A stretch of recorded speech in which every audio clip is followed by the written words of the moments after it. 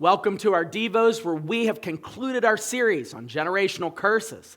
And one of the ways that we conclude that series is by focusing on the idea that it's not enough to just not be. It's real easy for us to get caught up in all the things that we're not. I'm not like my dad in this way. I'm not like my mom in this way. But did you know that God didn't create you just so that you could not be something? He created you so that you could be what He has called you to be.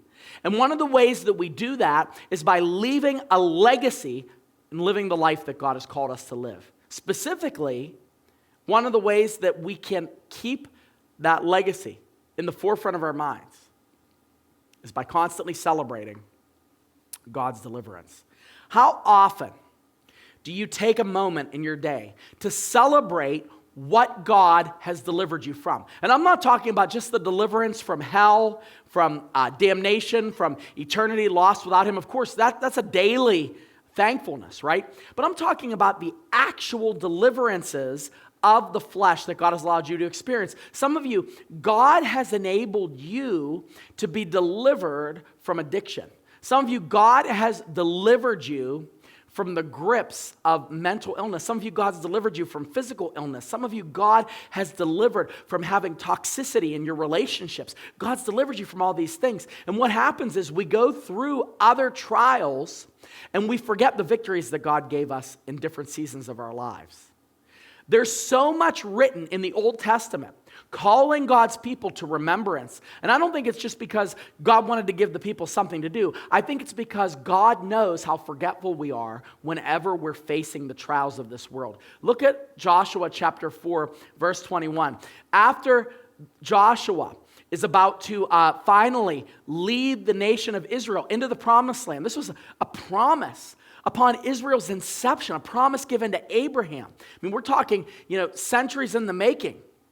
And God enables Joshua to take the land. They put these stones up. And they put the stones around that area so that when people would look, they would always remember God's deliverance from the slavery of Egypt and finally to the promised land. It says in verse 21 of chapter 4 of Joshua, and he said to the people of Israel, "When your children ask their fathers in times to come, what do these stones mean?"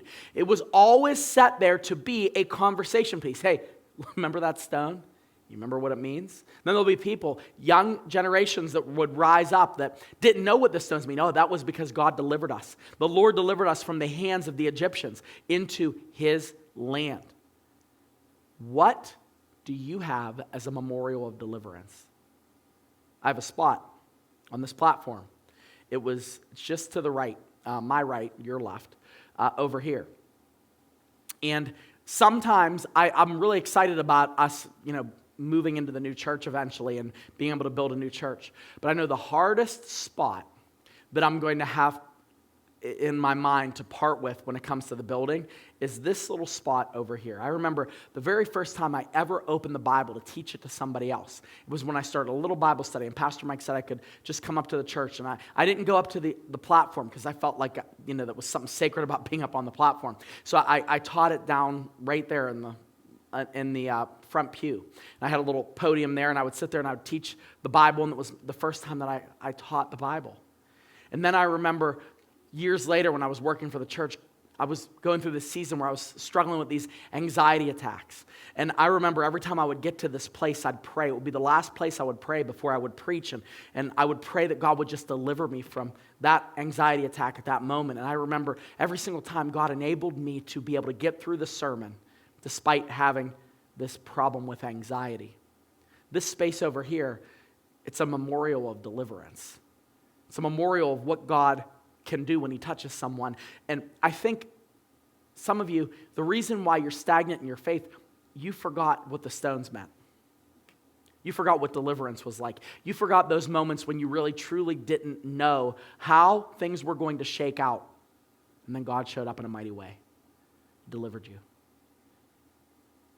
Why don't you go look back on those monuments, look back on those moments, take a look back at the survey of your life, and look for God's hand.